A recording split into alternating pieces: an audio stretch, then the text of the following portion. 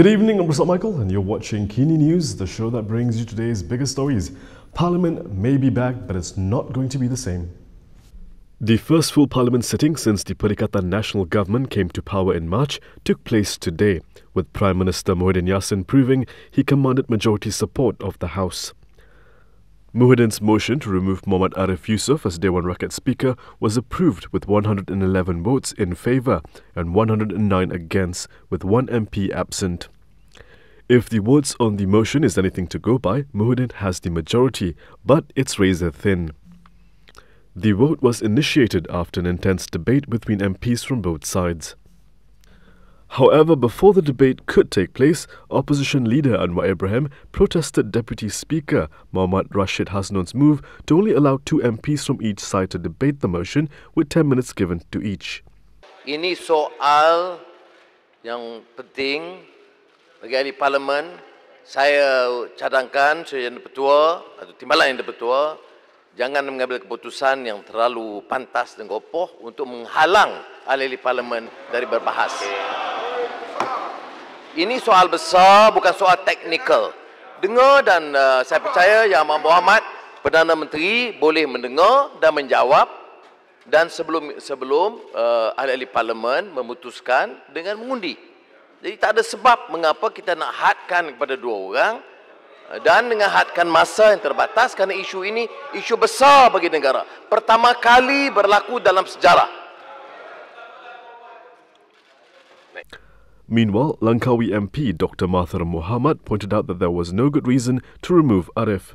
Kita pada hari ini membincang sesuatu yang bukan normal. Mungkin sekarang ini kita tidak patuh kepada yang normal. Ada normal yang baru.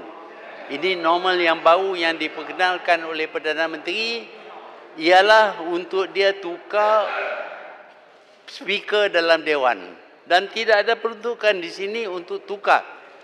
Kalau mati, ya. Kalau sakit, tak boleh kerja, ya. Tetapi ini kerana ada calon yang lain. Sampurna MP Shafi Abdal also argued that the executive should not have a hand in how Parliament is run, as it should be independent. Saya lihat perbahasan perbincangan yang dibangkitkan, kita lupa asas negara ini. Negara ini merupakan berdiri atas 3 pilar yang ada. Pertama, raja kita, agung. Kedua, parlimen. Ketiga, eksekutif yang ada. These are the fundamental foundation of this country. There is separation of power. Executive cannot intervene in parliament. As the new speaker was sworn in without a vote, opposition MPs made it clear they were not happy.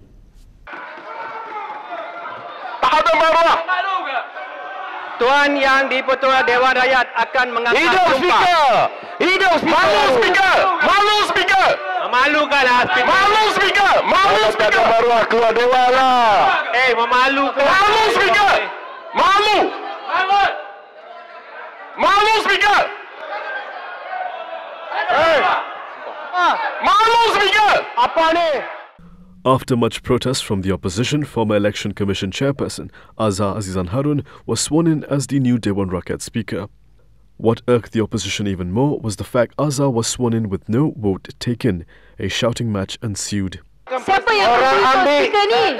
Standing order pun dia tak mahu layan. Siapa yang undi untuk speaker ni? Siapa yang undi untuk speaker ni?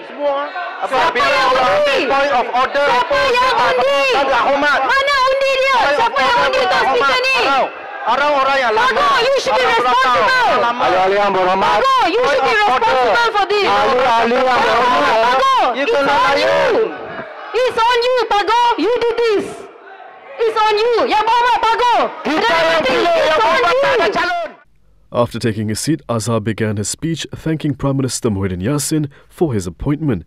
However, it proved to be difficult continuing his speech with opposition MPs heckling him. Walaupun begitu,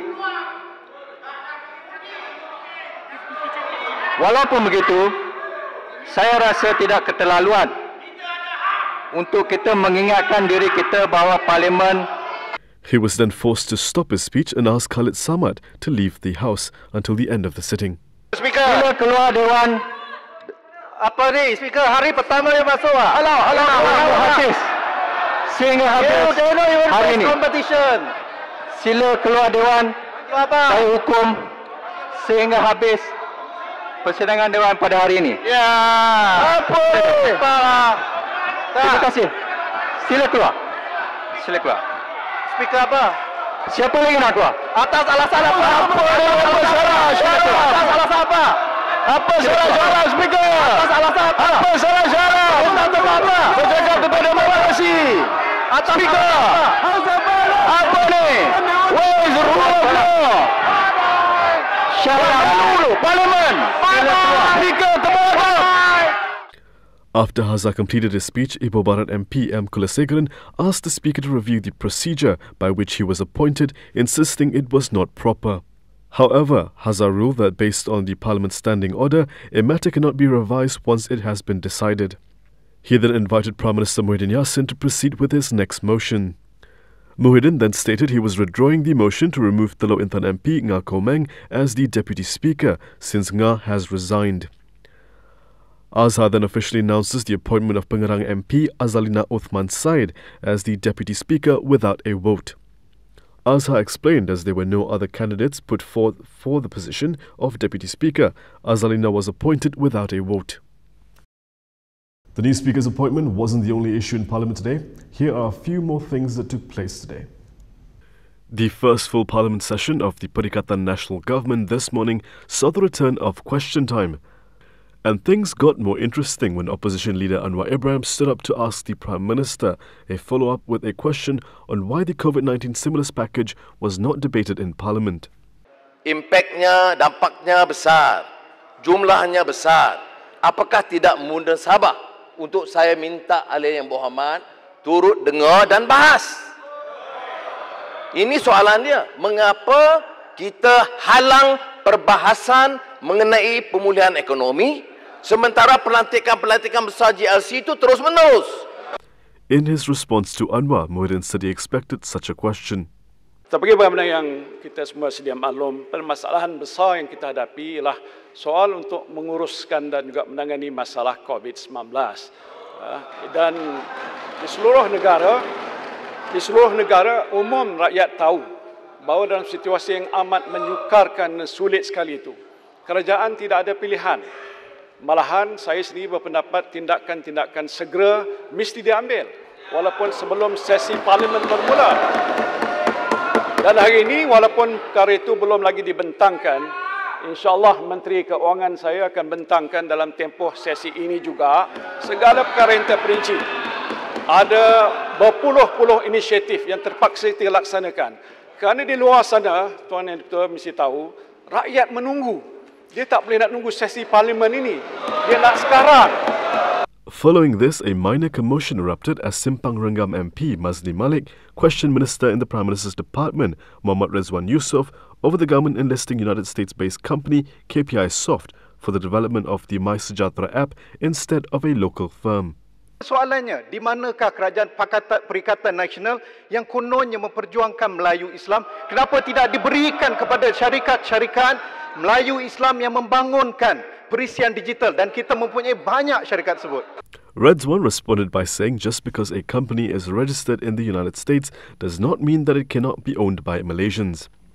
YB Simpang Renggam, kita kena buka minda sikit. Kalau syarikat itu tertubuh di Amerika Syarikat, bukan bermakna dia milik Amerika Syarikat. Persoalannya dia membayar cukai di mana? Di Malaysia kah atau di Amerika? Tak ada. Dan kenapa mengambil syarikat Amerika dan bukan syarikat Malaysia? Syarikat tempatan Melayu Islam. Aku nampak cerdik, menteri ini dulu tak cerdik. Jadi pembangkang sikit-sikit. KPI Soft Malaysia adalah milik rakyat Malaysia. Beratus beribu syarikat-syarikat yang berdaftar di luar negara adalah hak milik Malaysia. Don't go anywhere, we've got more headlines coming up after this.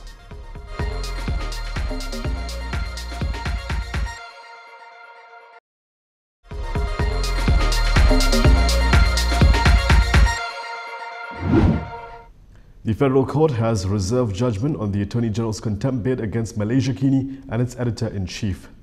Contempt proceedings against Malaysia Kini at the Federal Court today saw prosecutors and the defence arguing at length on whether the news organisation had intent to commit contempt by facilitating readers' comments.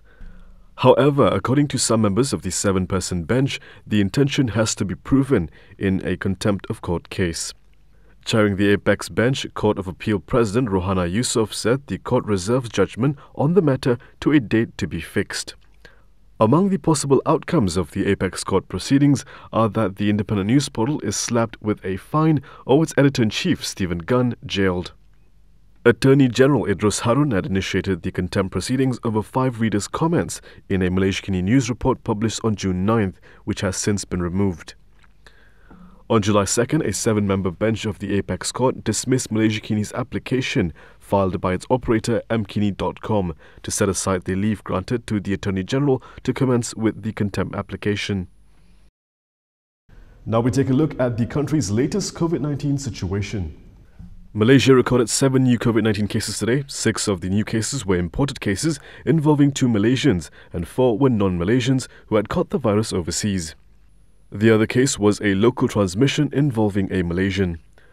There are still 83 active cases being treated, and of this, 4 COVID-19 patients are in the intensive care unit, with 3 of them on ventilators.